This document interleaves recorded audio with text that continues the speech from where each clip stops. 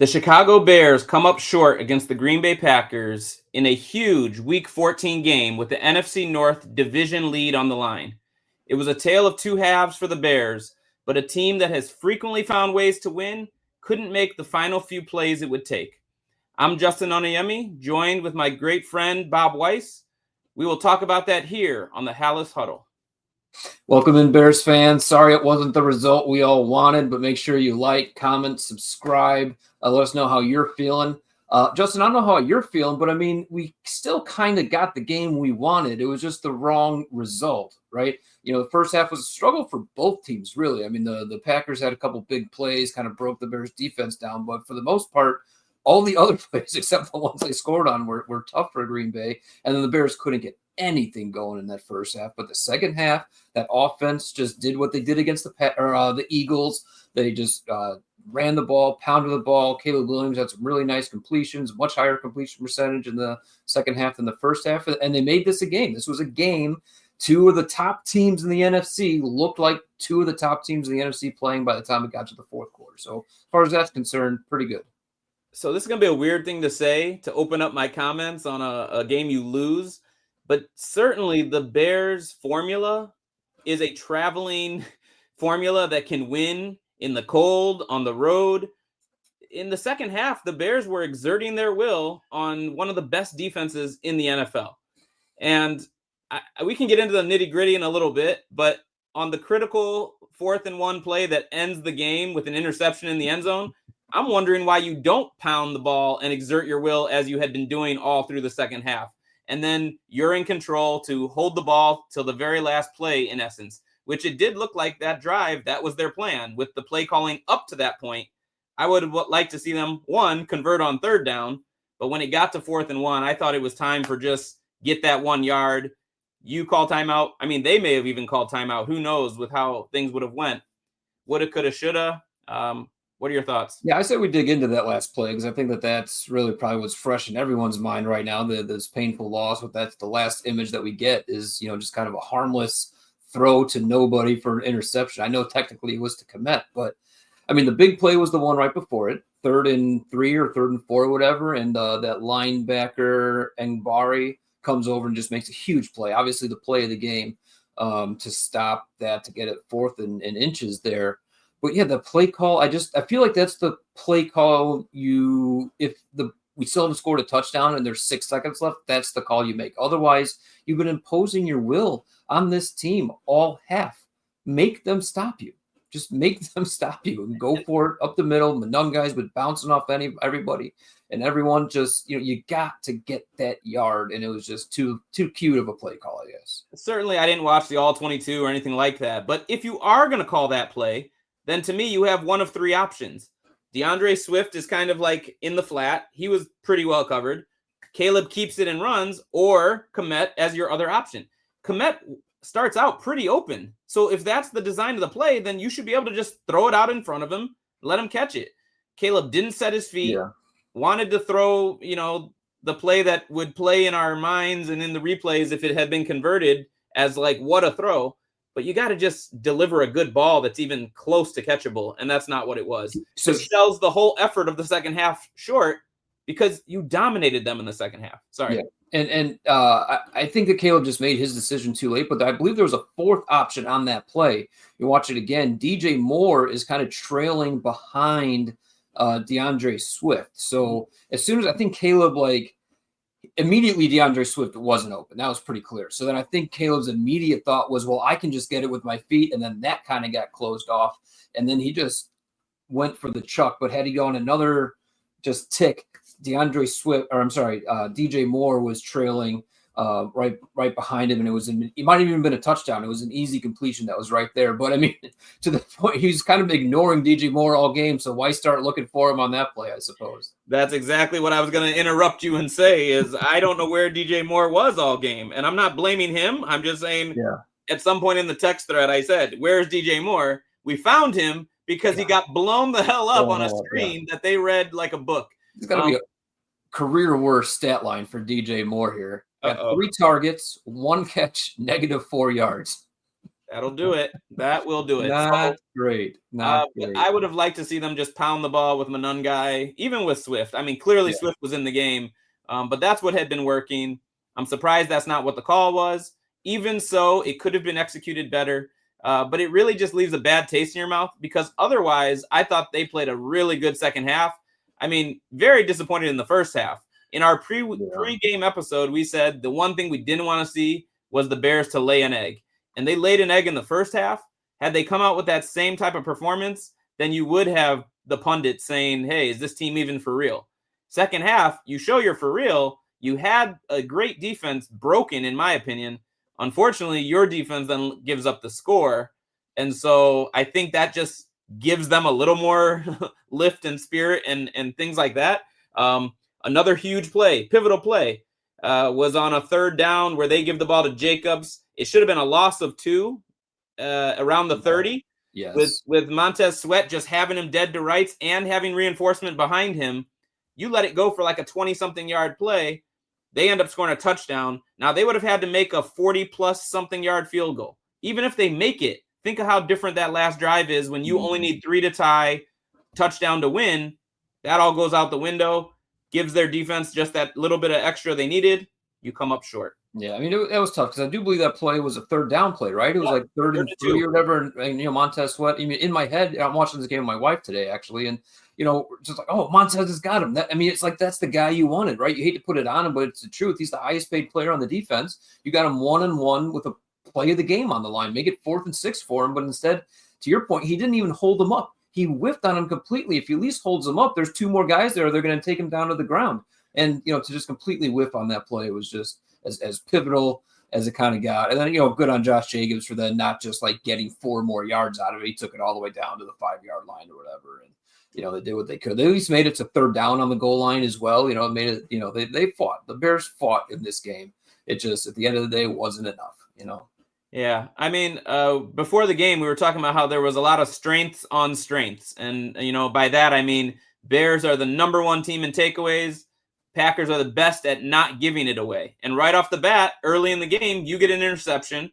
Jordan Love started out the game. He wasn't missing anybody except for on that throw. And Caleb Williams couldn't complete any passes. 1 for 7, I think, at some point for like a yard or 2. And yet that throw by Love might have been the worst of all of them. And you didn't do anything with the turnover. The whole first half was pretty much a disaster. You're down 14-3. Could have been worse. Could have been better, which they always talk about this middle 8. You give up a monster score going into the half, knowing you're giving up the ball. Now, to the Bears' credit in the second half, to the Bears' credit, you 3-and-out them right away, and the offense comes and looks for real, and that's why this was a game. But you could have let it all slip based on how bad you played in the first half and how you went into the half, giving them momentum on a big score. Yeah, I mean, before the Montez Sweat missed tackle, you could have said the pivotal plays of this game was getting the Packers 3-and-out on the first drive of the second half and then immediately going down and scoring a touchdown, getting 2-point conversion. And now all of a sudden it's a game. We had a real game on our hands, 14-11 with lots of time left in the third quarter. So that was huge to see. That was just monster. But, again, as I just get down to it, when 2 good teams play, which finally looked like this is what a Bears and Packers game was. 2 good teams play. There's going to be a winner and there's going to be a loser. And it's just the Packers made more plays, you can say, or the Bears didn't make enough plays, however you want to say it. At the end of the day, 1 team won, 1 team lost, and the Bears are on the short end. I agree with you, but here's the big but that has to be mentioned. You play them in just 2 short weeks. You are currently 1-3 in your division. Now, the Eberflus era, 1 win was a big season if we could get 1. But you have to be for real now. Do you want to be in the playoffs? Do you want to be a team that can make some noise when the playoffs do come? The answer to that, we want it to be yes. Now that game at Soldier Field in 2 weeks, I believe it's a Saturday game, and at night, prime time, becomes massive. I mean, you have to split with them. You still owe Detroit something, but that's not till week 18. You got to play what's in front of you. Don't want to look ahead of Cleveland. Certainly the Bears shouldn't. But in the division, you're 1-3. That's not a good look. Yeah, I mean, but despite what happened today, the Bears lost and looked bad in the first half. I really don't think any of that is precluding the Bears from thinking that they can win in Soldier Field in 2 weeks.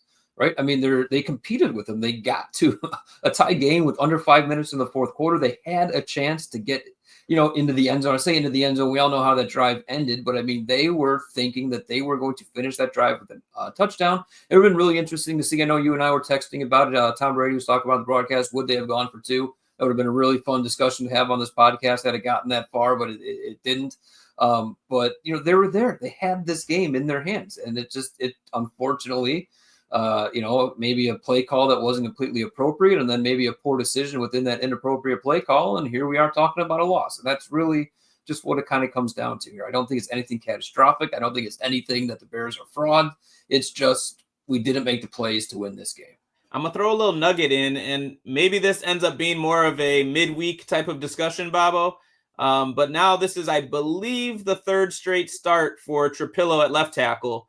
And we mentioned you're going up against some big-time defensive ends. Obviously, in this game, it was Micah Parsons. And I would say for the most part, I mean, there was a sack that went to another player that Parsons blew up.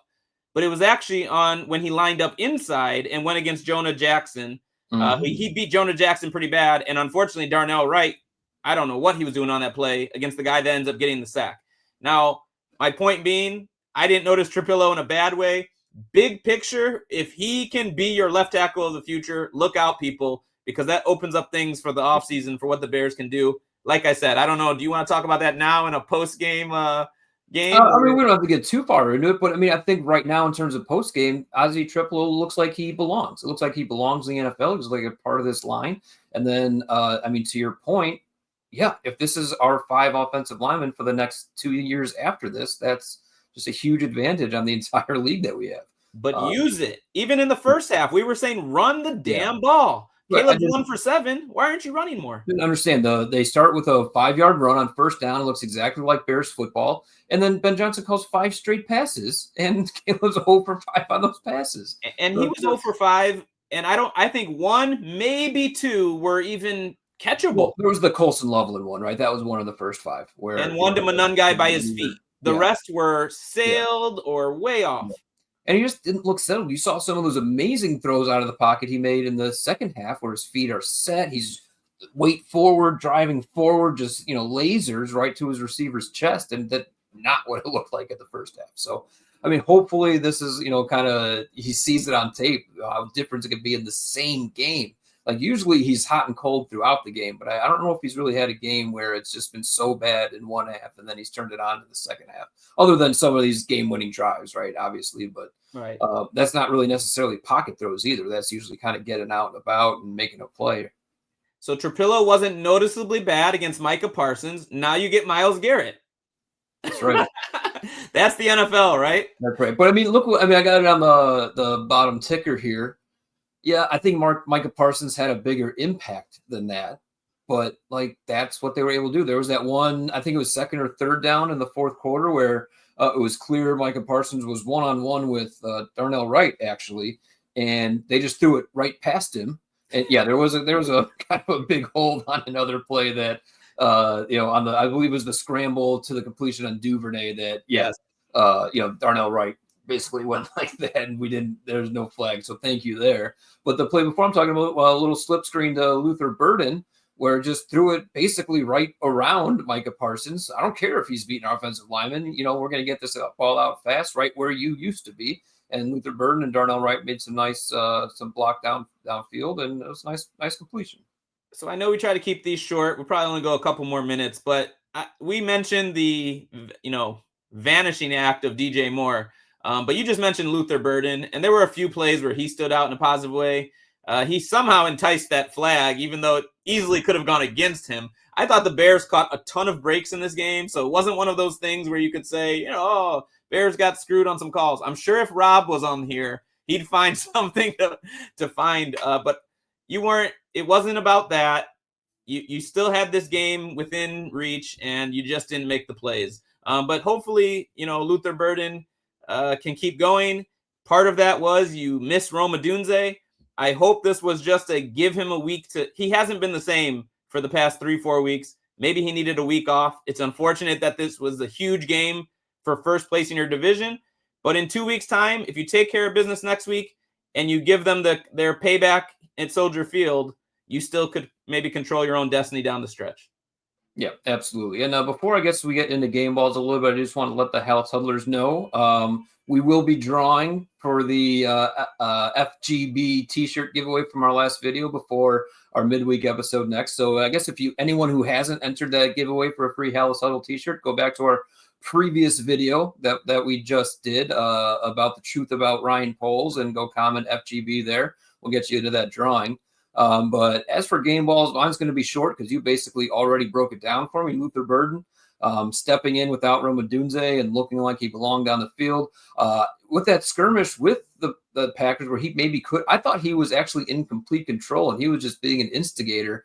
And, he knew he had Nixon on the ropes or whatever. He knew that he was in his head already.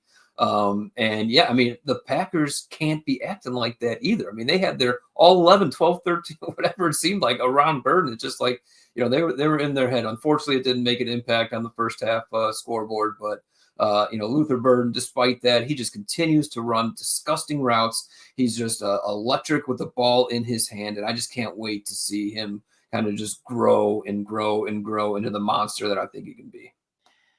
Do we have to give two, Bob? I mean, if there's no one else, because I can't really think of anyone. I'm really looking hard through this box score. Yeah. Now, I will say this. CJ Gardner-Johnson, he was the one who had the interception. He filled the stat sheets on tackles. He was in on a lot of plays where they were able to stuff Josh Jacobs.